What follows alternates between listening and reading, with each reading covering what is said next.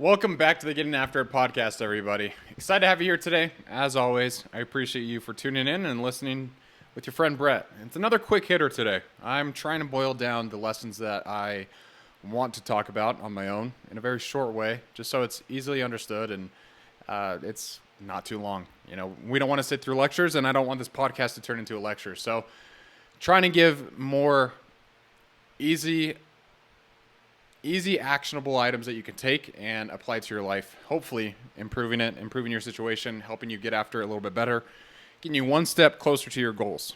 That's the goal. So the thing that we're going to talk about today, before we do that, I want to introduce you to the first Getting After It merch that will be live here shortly. We found a good supplier. We are rocking, and I'm really excited to offer some of these things to you guys. Hopefully you like them, and if you don't, hey, that's fine. Everyone's got their opinions, but I think they are going to be sweet. Anyways, back to today's episode. The way I want to introduce this topic is by telling a story first. So let me jump into that for you. There's an old story about a farmer. In the spring, he plants seeds. Every day he waters them, tends the soil, and waits. But summer brings drought. The sun scorches the ground, and growth is painfully slow. The farmer could rage at the skies or give up on his crops, but instead, he keeps showing up. He waters what little he can, pulls weeds, and cares for the ground. When autumn comes, his harvest is smaller than he hoped. But because he never stopped, there is still a harvest. So, the lesson there, very simple. Progress doesn't always happen on our timetable. Sometimes, despite all our effort, results don't come as clearly as we want them to be. And in those moments, grace is what keeps us moving forward.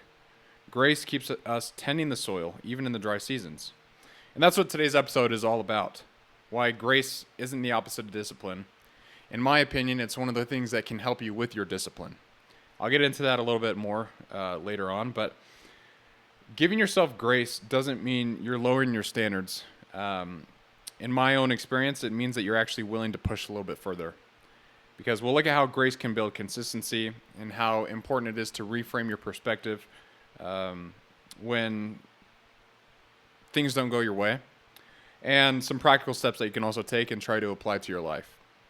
So, why do I think grace builds consistency? Well, it's kind of interesting. I think if you don't understand that you're a human being, I believe all human beings require grace to some extent. We all make mistakes. Every single one of us does. That could be to yourself. It could be with your goals. It could be to someone else. You might make a mistake and hurt someone else. But the thing is because we are all imperfect, I think it's important to recognize that our training will also be imperfect. And the grace I want to talk about today is specific to fitness. Being graceful with yourself in fitness. And we can make some correlations to our real lives, but I want to keep it on that concept and on that topic. So if you think about that idea that we're all imperfect, you can't expect every single one of your workouts to go perfectly. I think that sets you up for failure. If you go out with this mindset that you're going to 100% hit all your goals when you want to do it on your own timetable, you might get slapped in the face a little bit. You might have to take a step back, reflect on where you're at, and make some adjustments to your plan. That's not a bad thing.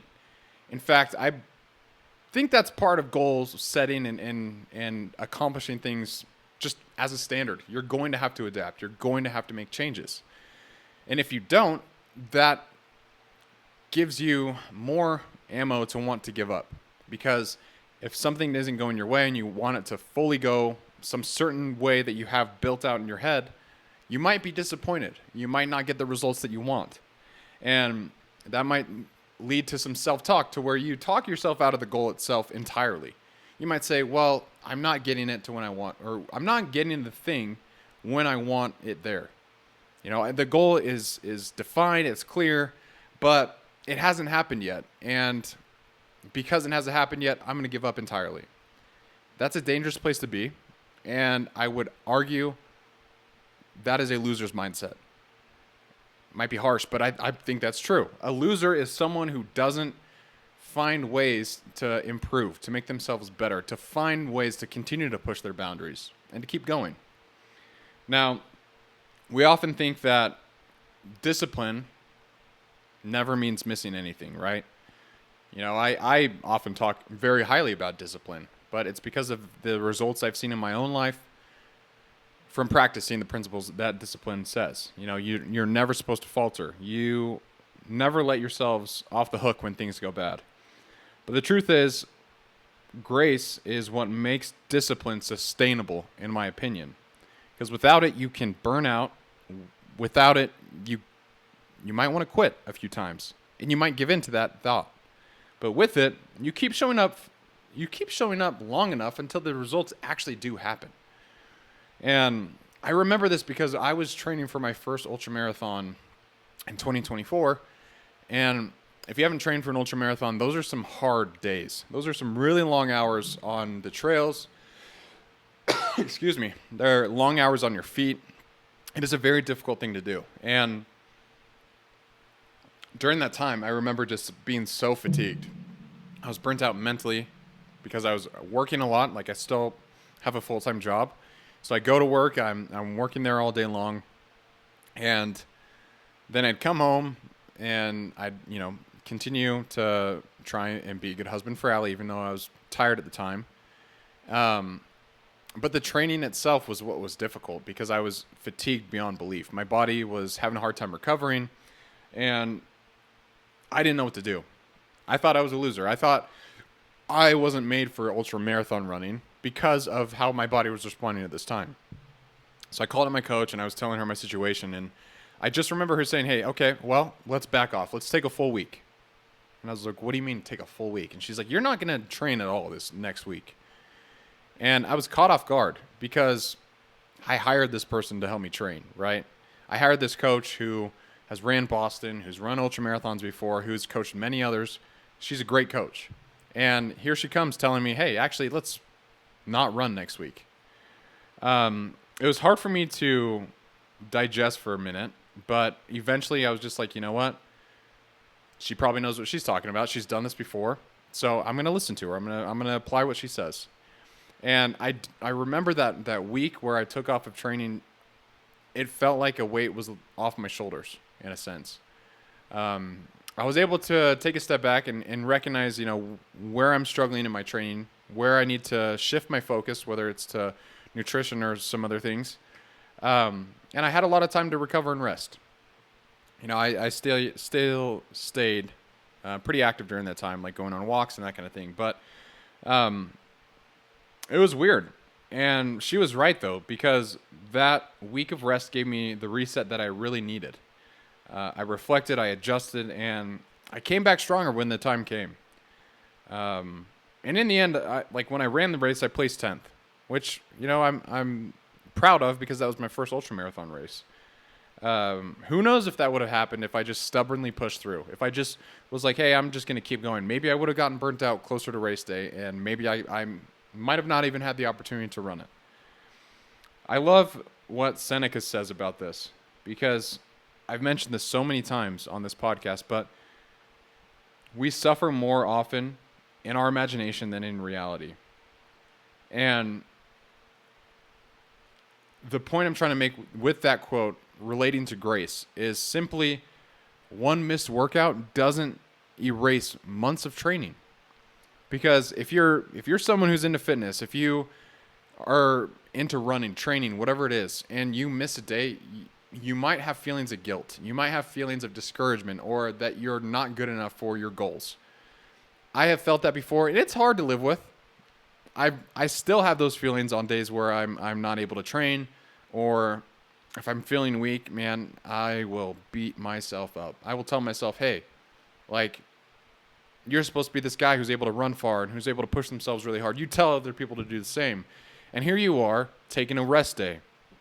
But those are all thoughts that I just make up in my mind. And like Seneca says, it's all my imagination. We suffer much more in our imagination than we do in reality. And so I've learned throughout the years that, hey, you know what? one missed workout's not going to ruin my progress. If I have one bad meal, I'm not going to get destroyed on my diet. I'm not going to gain 10 pounds in one night. Like, it's all things we imagine that drag us down, that keep us there. And it's until you are graceful with yourself and say, you know what? Hey, I might be off today. I might have a rough day today, but tomorrow I'll be back. Even Jocko Willink, the man who I have learned discipline from, who taught me how to work hard and to learn the good in every situation. The guy whose quote I have tattooed on my arm. He sometimes takes rest days. He sometimes doesn't work out when he says he's going to at 4:30 in the morning because maybe he came back from a work trip at 1 in the morning and it's not feasible for him to go and work out. Like, he needs rest.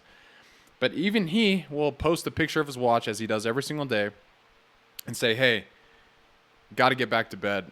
Hold the fort down for me. Like, he will say stuff like that all the time. And I respect that because as someone who's really looked at Jocko Willink as someone who, like, he inspires me quite a bit. If he's even having those days where he doesn't feel strong enough to be able to do it, he knows his body needs to recover and rest so he can keep going after his goals, then who am I to be any different? Who are you to be any different? Like, it's okay. It's not going to kill you. And so that's the lesson I'm trying to get at here, is that grace doesn't weaken discipline. It, in fact, strengthens it because it keeps you consistent in the long run. That's important to note. How can you remain consistent? Because we're not aiming for 100% perfection here. We're aiming for consistency. Big changes they don't happen overnight. They're built by small, consistent habits. And that's one of my biggest pieces of advice I could give to anyone, is build the habits bit by bit, brick by brick. You've heard that before. And eventually that result will come as long as you remain consistent. Now, let's talk about reframing, how the brain works and how you can kind of see a different shift if you use grace properly in your life. So I used to completely measure my progress by numbers. I'd look at my mileage, look at my paces, the weights that are lifted. And those do matter. Don't get me wrong. They're very important, especially if you have like a certain mile time that you're going for in a marathon or some kind of race. But now I measure my progress by how I respond to things. Like, if I'm under the weather and I still lace up for a run, and maybe that run is slower and it takes me longer, maybe it's even shorter, I'm proud of that because I still showed up. And that's what I have recognized as important, at least to me, is the consistency of showing up for my goals. Even if the work isn't that great. Jocko has another great quote where he says, if all you can do is go through the motions, then go through the motions. So if I'm just barely getting by, I'm still showing up to remain consistent and to remain disciplined to myself, then by all means, I'm proud of the work that I was able to do because the effort that took to get me there was more than it would have been to go out on a regular run. That's what matters to me, is continually showing up. And I also follow the 30-30-30-10 rule, which means that 30% of my runs are going to feel great. They're going to feel amazing. And 30% are going to feel very average. 30% are going to be tough. And 10% feel impossible. Like, that's normal. That is what growth looks like. Expecting every day to be perfect is unrealistic, in my opinion. And when I feel behind with my goals, I will pause. I will sit with my thoughts and ask, do I need to rest or am I being weak? Because I think that's an important distinction to be made. When I talk about grace, I'm not giving you an outlet to go and do whatever you want and tell yourself, I'm trying to be graceful with myself. No. What I'm getting at is, how can you keep the longevity of you being consistent? How can you stay consistent for the long term? And grace plays an important role in that. You have to learn how to be nice. I hate that, but you have to learn how to be nice to yourself and how to support yourself, even on days when you don't feel like doing things. The other day, I was talking to my brother about just our weekly call. We always talk about our goals together and where we're at and the progress that each of us have made.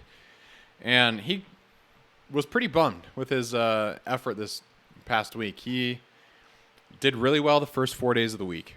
And the last 3, he kind of got sick. And when he talked to me, he was bummed. He was beating himself up. He's like, all I got is excuses. I'm just weak. And I was like, dude, no, you're not. I was like, tell me something good that happened during the week. And he's like, well, the first 4 days of the week, I trained really hard. I was really proud of the work.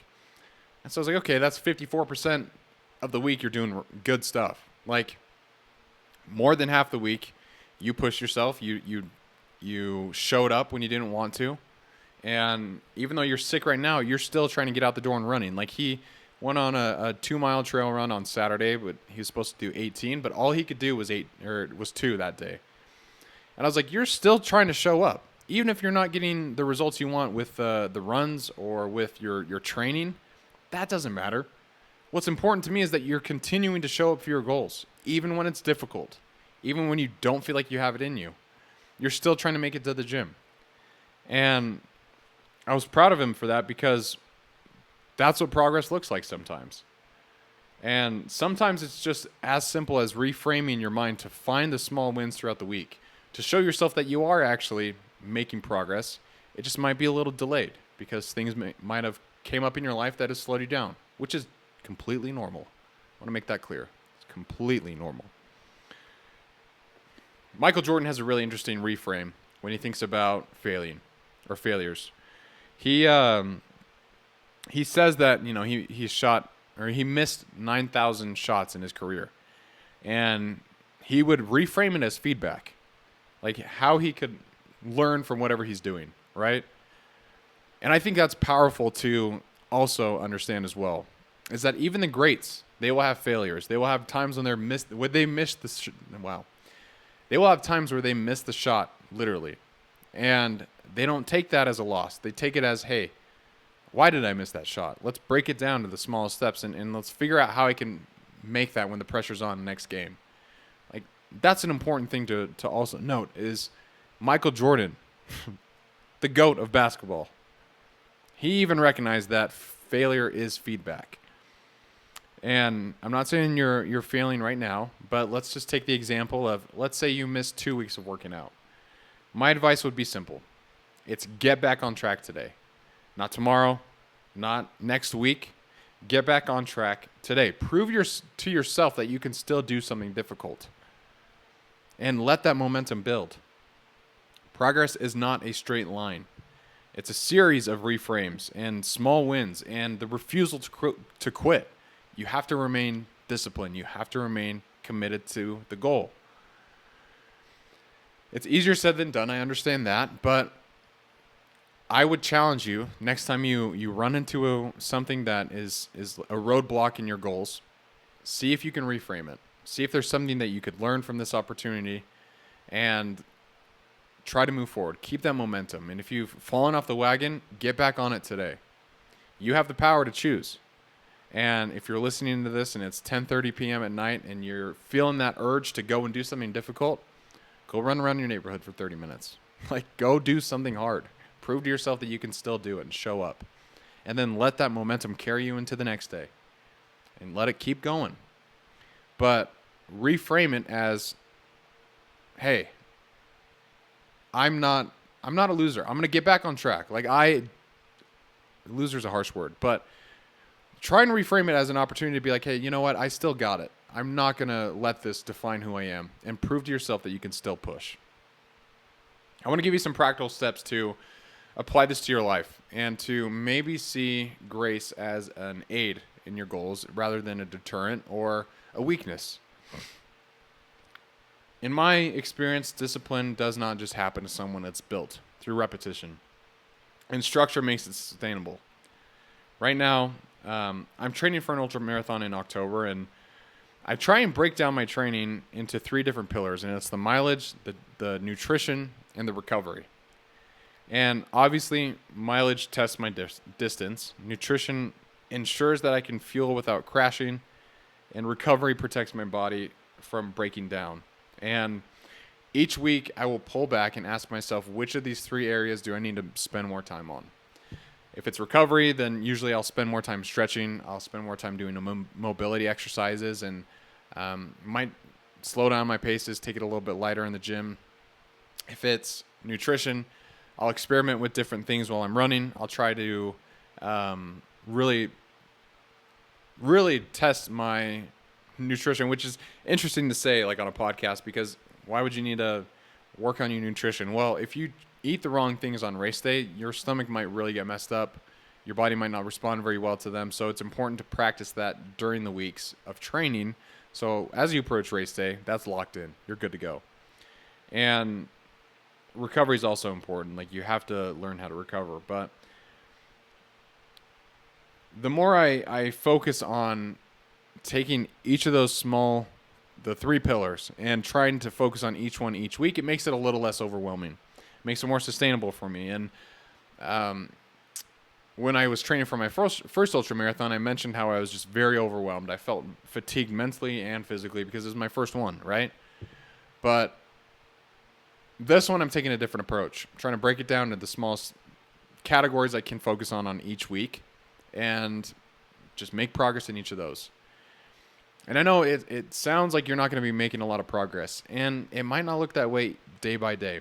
But as you look back, you will see that actually you are being consistent, you're maintaining momentum, you're building that momentum, and you're getting closer to your goals.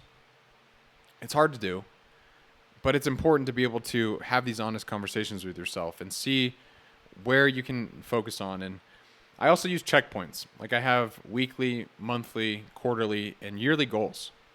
And I write them down, I review them frequently, and I couple that with journaling. Like, journaling for me is direct feedback into how I'm thinking about something, what I could be doing different about something, and if there's anything that is in my way that's blocking my progress.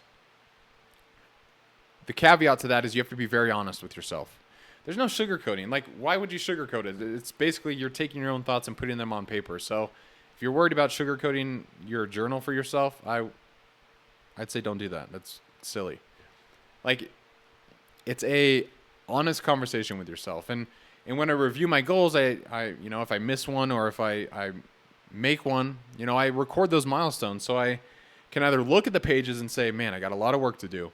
Or I can look at the pages and say, hey, I'm on track. Like, I'm doing good. Let's keep it going. But it's important to always self-reflect. And I think for me, journaling is one of the best ways to do that. For you, it could be just audio recordings. That's something my wife does whenever she wants to, like, get some thoughts out and keep them in her notes app. She'll just do an audio message and then put it in there, which I think is awesome. And so your journaling aspect might be very different. Maybe for you, journaling is going on walks just so you can be alone with your thoughts and see where you're at with your goals, what you could be doing differently, and how can you can improve. But I want to call out something which is kind of interesting for me, someone who talks about getting after it all the time. Rest is another piece of the puzzle. To many people, they train until they completely collapse. And that's their idea of being disciplined, of working hard. But discipline isn't about destroying yourself. It's about sustainability, like we've talked about. And that means sometimes you need to listen to your body. If you need to ease back, do it. Scaling down is not the same as giving up. Like I said, the whole goal is consistency. And the more that you can master your mindset, the more you can control your brain and your thoughts, the better off you'll be. In fact, Buddha has a quote where he says, "A man who conquers himself is greater than one who conquers 1,000 men in battle." That's pretty interesting. And think about that for a second. If you're able to conquer yourself, if you're able to maintain your own self-talk and be able to really focus on areas that you want to improve on, be able to keep those negative thoughts at bay, don't let them infiltrate your life, you might start seeing a little bit more progress than if you were just so hard on yourself every day that you started to hate your life and you think now discipline is something that you are not looking forward to having to exercise, right? So being graceful is very important. It makes things very sustainable. And if I was coaching someone who was brand new to running or to really chasing a goal, the first thing I would tell them to do is to be patient with themselves, because you're going to ask a lot of your body and setbacks will come. But just don't quit. Even the smallest forward motion matters. That is forward motion. You're getting better every day. People talk about 1% better every day, but honestly, I think it's not linear like that. I think it's some days you're 5%, some days you go down -3, some days you bounce back up 2. Like, it is a stock market line. And eventually, if you look at the end, yes, it does in fact go up if you're focusing on the right things at the right time and trying to be the best in everything that you do. Now, you don't have to be the best, like you don't have to be number 1, but you should be your best. And that is going to look different for everybody. Nick Bare often talks about stacking daily habits until they become identity. And there's a lot of power to that.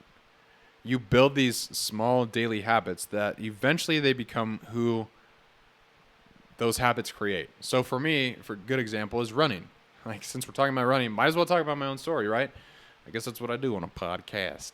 But my running story, yeah, like, it's very average. I started out running 12-minute miles, and I couldn't run further than 5. I eventually made my way up to 7, and I was stoked because I had an 11-minute per mile pace. But for the first 2 years, I wasn't really training with a coach. I was kind of just going on my own feelings. And the important thing is I just never would stop showing up. I would always try and run, even if my legs are sore. And I would always try and see if I could push myself just like a quarter mile further. But that quarter mile led up to a mile. And now I'm training for an ultra marathon, which I'm so blessed to be able to do. But that didn't happen overnight. Like Nick Bare says, it's stacking those daily habits. And because I stacked that daily habit of running, guess what? I'm a runner. But I also believe the fact that if you just decide to go out and run, you're a runner too. But now, like, I can say, like, hey, I'm a decent runner. I'm okay. I can maintain a good pace and stay in the fight for a good chunk of mileage. But that's only because I showed up and I stayed in the fight for as long as I have. And I wish there was a faster way to get to the goals that you have set in front of you to get to that end point.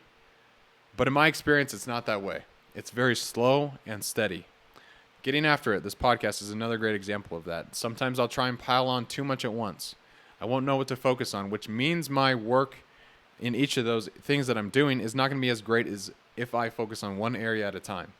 So with that same structure I apply to my running of, hey, I got to focus on mileage, nutrition, and recovery, I do the same with getting after it. You know, the podcast, social media, shirts, the website, the blog, like things like that. I try and break them down into, hey, what needs my attention at the moment and how can I give it my all? For me, that tends to lead me to do better work and work that actually has results on hopefully the people who are listening or reading the things that I produce. I think patience is crucial when you're trying to be graceful with yourself, because when I first married my wife, I was very bad at talking to myself. And what I mean by that is I was super negative to myself. I would beat myself up if I wasn't able to get a certain weight up, if I wasn't able to push myself as hard as I wanted to on a run. Like, I would tell myself the worst things, and that only made my thoughts negative. And this is so cliche, but having positive thoughts gets you a lot further than having negative ones. Because when you think about positivity, you focus on what's going well, you live in more of a life of abundance. And I feel like if you're focusing on the negative all the time, that gives you a scarcity mindset to where you're focused on the problem rather than what you can be doing to change the situation. And my wife sat me down once and she's like, you got to be your biggest cheerleader. Like, that's why I talk about that a lot, because it's a very important lesson to me. I used to hate myself if I like messed up on a workout, or if I didn't do as well at work as I wanted to, or if I even had like a mediocre podcast, I would beat myself up. And my wife's like, I remember her saying this. She's like, if you're not going to root for you, who is? Like, no one's going to want to follow someone who's just in self-pity all the time. No one's going to take advice from that person. No. Like, you got to be your own biggest cheerleader. And that's why I'm making Getting After It shirts, because I'm cheering myself on. I want to see people wearing my shirts, and, hopefully they listen to the podcast and it's made some kind of impact on them to where they are a little bit more amped up to go achieve their goals, to go chase something that they've wanted to for a while, but maybe have just been a little scared of that. That's what I want. I want a bunch of people out there who are just animals going after their goals, who are making progress in things that they didn't think they could before, and who are helping others do the same. I want a community of people who are getting after it all the time. And the only way that's built is by cheering myself on. I might sound very prideful right now, but you know what? That's what I believe. I got to cheer myself on because there's days when people don't, they don't even listen to the podcast. Or there's days when, I explain what getting after it is to someone and they're like, okay, that's great. There's plenty of other things out there that already do that. It's like, yes, I know, but I want this to be a specific community of people who don't stop, who commit to their goals, who adapt when things go wrong, who help others along the way to stay motivated, to keep going. And I want to be able to highlight people when they win. Like, that's why I love having other people on this podcast to talk to them about their goals and what they've done. Because it's awesome to hear them talk about what has caused them to grow, what has made them the person that they are. And, I hope to continue to bring on guests like that who are able to share their stories. But what's interesting about every single person I've brought on is they've all told a story about how they once recognized that they needed to adjust their goals, that they weren't going to be able to do it exactly how they expected it to go. And you know what? Every single person who has said something like that has said that it's had a positive impact on them in some degree. Like, I think of Michael Whitaker, who he tore his PCL when he was going to go to nationals, and he still competed. But he said during that time, he pushed himself and he learned a lot about himself that he would not have if he decided to drop out for the season. Or I just had on Dallin Shirts, who's a discus thrower, and he talked about how he, got injured once and he had to sit on the sidelines for a while, and he still did all he could to remain dedicated to his sport. But he learned he had to make some adjustments to his throws and all these different things. And of Drew, who my brother who runs now and has this amazing transformation story from when he was 265 pounds to now he's 203. But he's definitely texted me and he's definitely called me and had days where he's like, you know what, I feel like a loser. Like exactly what I talked about today with him saying, I missed 3 days of my workout program. I kind of feel like I'm falling behind. When in reality, he's made so much progress over the past 2 years that no one would look at that guy and say, hey, that guy's falling behind. So learn to be graceful with yourself. Don't beat yourself up anymore. You should be your own biggest cheerleader, especially on times when you need grace, because everyone falters. Everyone falls down, stumbles, but you have to learn to get back up and keep that momentum going forward. That is what's going to get you that long-term goal. It's going to get you to where you want to go. It's consistency coupled with being graceful, being disciplined, and just wow. Guys, I am sorry. I'm really having a hard time with words today. But it's not stopping on your goals. It's making progress every day, even if it's minute. You just keep on going. So here's the takeaway I want you to have. Grace fuels discipline. It's not an excuse to slack off. It's the thing that keeps you from going. It's the thing that keeps you when you're aiming for perfection but don't reach that level. Perfection sometimes breaks people. Aiming for perfection can lead to stalled results. So be patient with yourself. Reframe your setbacks as lessons, just like Michael Jordan. Build a structure that makes discipline sustainable. And most of all, don't you ever stop moving forward, no matter how small the step is. So this week, if you fall short on some kind of goal, practice grace instead of guilt and shame. Then just keep moving forward. Learn to get better. That's what it's all about, guys. We're all striving to be a little bit better every single day. And like I said, I don't think it's a linear line. I think it's more jagged like the stock market. But as long as it's continuing to go up, you're making progress. That's why you should make goals. That's why you should track them and look at them every now and then and see where you're at. See if you're making progress or if you need to make some adjustments to get there. I appreciate you guys for listening. I hope you guys can be a little bit nicer to yourselves because I know it's a big issue, especially a big issue that athletes face. and just learn that, hey, you know what? We're all human beings. We can't all strive for perfection all the time because it's not realistic. So keep that momentum going. Thank you for listening, my friends. And as always, keep getting after it. Thanks, guys.